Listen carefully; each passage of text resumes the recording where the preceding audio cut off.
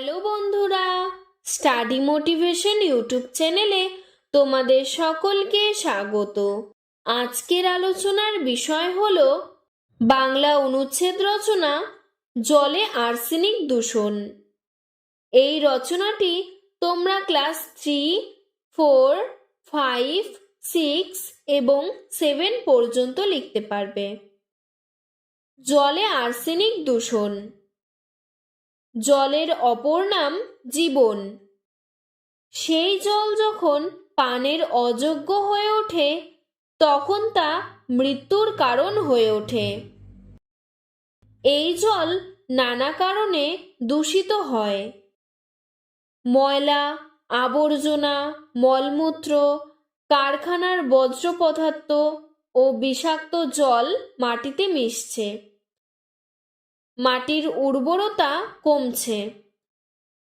অধিক মাত্রায় কৃত্রিম সার প্রয়োগের ফলে উৎপন্ন ফসলের পুষ্টিগুণ কমছে। ফলে গাছপালা থেকে শুরু করে বাতাস পর্যন্ত দূষিত হচ্ছে। বাতাসে কার্বন ডাই অক্সাইড বৃদ্ধি পাচ্ছে। অক্সিজেন নিঃশেষ হচ্ছে।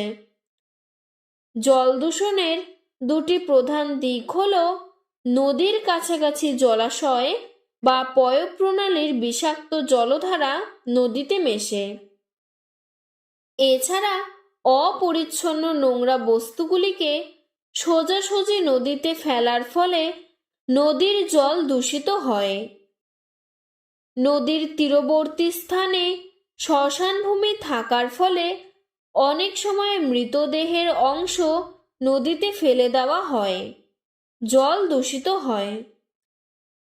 এই দূষিত জল পান করে মানুষ রোগগ্রস্ত হয়ে পড়ে। এছাড়া নদীর সঙ্গে সমুদ্রের জলও দূষিত হচ্ছে। নদীর বর্জ্য পদার্থ ছাড়াও নানা কারণে জ্বালানি তেল মিশে গিয়ে সমুদ্রের জলকে দূষিত করছে।